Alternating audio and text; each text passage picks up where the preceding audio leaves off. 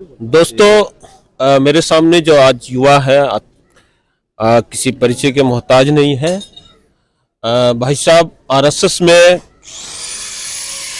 दिल्ली प्रदेश के गंगा समग्र के सह प्रांत संपर्क प्रमुख का दायित्व है मेरे पास। आप जान रहे हैं, आज मीटिंग भी थी 2047 विकसित भारत पे लगातार हो रही है, लेकिन इस समय देश में एक प्रॉब्लम आ रही है। लगातार सवर्ण समाज के युवा सड़कों पे उतर रहे हैं, तो क्या इस समय आरएसएस इस समस्या को कैसे देखता है? आरएसएस की भूमिका समाज में किसी भी आरएसएस पहली बात किसी भी वर्ण व्यवस्था को नहीं मानता है। आरएसएस की बैठकों में अगर आप जाएंगे तो हमेशा पाएंगे कि आरएसएस कभी किसी को उसके टाइटल से, सरनेम से संबोधित करता ही नहीं है। आरएसएस किसी को इस व्यवस्था के अनुरूप नहीं देखता है। तो क्या लग रहा है, जब आरएसएस इतने ऊंचे विचारों की रखती है, माना जाता है कि जो वर्तमान केंद्र सरकार है उसमें आरएसएस की प्रमुख भूमिका है, इसके बावजूद कैसा ये जातिगत विभेद वाला जो कानून पास हुआ और लोग जो है परेशान है, सवर्ण समाज के युवा, कि अब हमें इस देश से खत्म करने की साजिश हो रही है? नहीं, सवर्ण समाज का युवा इस बात से सशंकित था कि कहीं इस कानून का दुरुपयोग तो नहीं होगा, परंतु जो निर्णय आज माननीय सर्वोच्च न्यायालय ने लिया है, स्वतः संज्ञान में लेके जो निर्णय लिया है वो सही है। हम इस फैसले का पूर्ण रूप से समर्थन करते हैं। समाज के समस्त हमारे जैसे सैकड़ों हजारों युवा हैं जो सड़कों पे उतर के अपनी मांग को रख रहे थे और सर्वोच्च न्यायालय ने इस बात को सुना। इस चीज़ के लिए हम न्यायालय के आभारी हैं और सरकार से भी यही निवेदन करेंगे और अपने सभी जनप्रतिनिधियों के माध्यम से हमने पत्र लिखा है और इस विषय को हमने रखा है। ये एक सवाल है इसी से संबंधित। मान लीजिए आप तो एक ओजस्वी युवा है, अच्छे यूनिवर्सिटी में आपने पढ़ाई करी है, जो आप मान लीजिए किसी गैर सवर्ण समाज की कोई लड़की आपको पसंद आई, आपने प्रपोजल किया, उसके बाद वो आपको इसी एक्ट में फंसा देते, तो क्या आपका संपूर्ण करियर बर्बाद नहीं हो जाता? नहीं, पहली बात कि जो ये विषय ही गलत है। महिलाओं के लिए यूजीसी एक्ट में एक स्पेशल प्रोविजन स्वतः रखा गया था।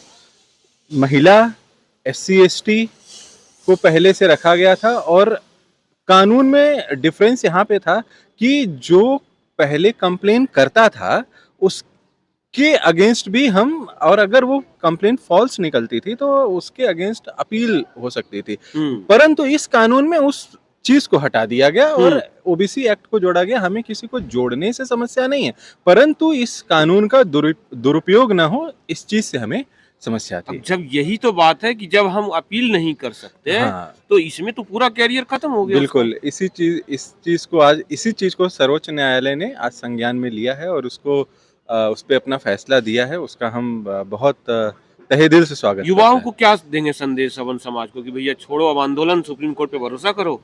नहीं, समाज से अपने समाज के युवाओं को हम यही कहेंगे कि आप एकत्रित रहिए, संगठित रहिए और इसी तरह किसी भी अन्याय के विरुद्ध अपनी आवाज को सदैव उठाइए। चाणक्य जी है, डॉक्टर है ये भी, और आज हम इनसे जानने की कोशिश करेंगे कि जो युवाओं में, सवर्ण समाज के युवाओं में जो बेचैनी है वो क्यों है, यूजीसी क्या है, क्या क्या जहर है उनके लिए? देखिए, समाज में कई चीज़ें जो होती हैं वो, कोई भी चीज़ यदि आती है तो अचानक नहीं आती, उसके पीछे कोई कारण होता है।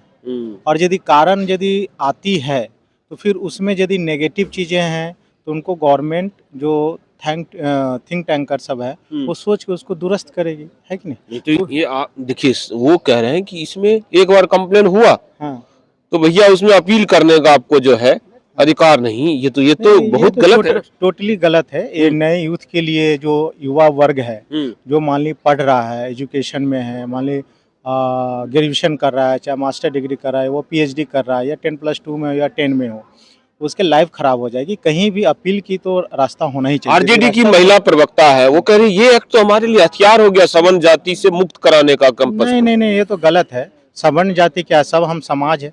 क्या इस तरह का देना चाहिए उन्हें? नहीं, ये तो टोटली गलत है, क्योंकि समाज में सभी बराबर है, छोटा बड़ा कोई नहीं है। और जो भेदभाव होती है, जो डिस्क्रिमिनेशंस है, उसको हटाया जाए धीरे धीरे। सुप्रीम कोर्ट के आदेश से खुश है, अभी स्टे लगा है? हाँ, वो एकदम खुश है, क्योंकि समाज में सब इक्वलिटी के अकॉर्डिंग एजुकेशन प्राप्त करे, पढ़ाई करे। सरकार को ये बिल वापस ले लेना चाहिए, क्या लगता है? बिल वापस ले और इसमें अच्छी चीज संशोधन करके लाए, जो सभी इक्वल तरह से बैठे, पढ़े लिखे और समाज का विकास हो, इसमें डिस्क्रिमिनेशन नहीं हो, जाति भेदभाव नहीं हो।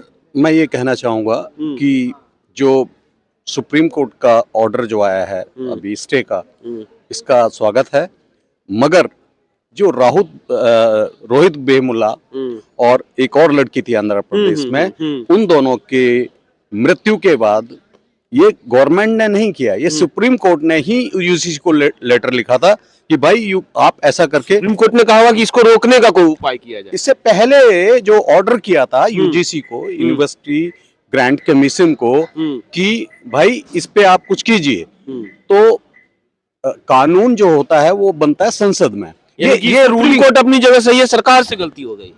नहीं, गलती सुप्रीम कोर्ट से हुई या सुप्रीम कोर्ट ने बोला यूजीसी को कि भाई इस पे कुछ कानून लाओ, तो वो अपना रूलिंग लेके आए कि SC ST OBC EWS physical handicaps they should be cover under this ruling. अब रूलिंग को यूनिवर्सिटी में कितने % सवर्ण हो गए? आप कह सकते हैं कि 17 से 18%। तो 17-18% लोग बाकी 85% का शोषण कर सकते हैं, वो पिटेंगे नहीं ऐसा करना? आप इस बात को देखो जी, एक तरह से आप शोषण तो कहीं भी किसी का हो सकता है। कम लोग ज्यादा लोग का कैसे करेंगे? अगर वो मतलब कुछ अगर विशेष ना हो कि भाई थोड़ा सा ही जमा हो गया कर लिया। अब आप हरियाणा में देखिए, जाट जो हैं कितने % है? यानी कहना है आपका कि बट जाते हैं लोग। एग्जैक्टली मैं ये कहना चाहता हूँ। क्या है कि जैसे अब फिजिकली हैंडीकैप्ड बंदा, उसकी मजाक उड़ाते हैं। EWS को गरीब लड़के हैं, वो स्वर्ण के भी हो सकते हैं, लेकिन अगर वही झूठ भी तो कंप्लेन कर सकते हैं, फिर उसका क्या होगा? इसके लिए मैं विरोध करता हूँ कि काउंटर करने के लिए कोई ना कोई नियम जरूर होना चाहिए, जिससे कि इस कानून का दुरुपयोग ना हो। उपयोग हो उसका बड़ा स्वागत है, मगर हिंदुस्तान का कानून ये बोलता है 100 गुनाहगार छूट जाएं, एक को दिक्कत नहीं होनी चाहिए। बहुत बहुत आपको धन्यवाद।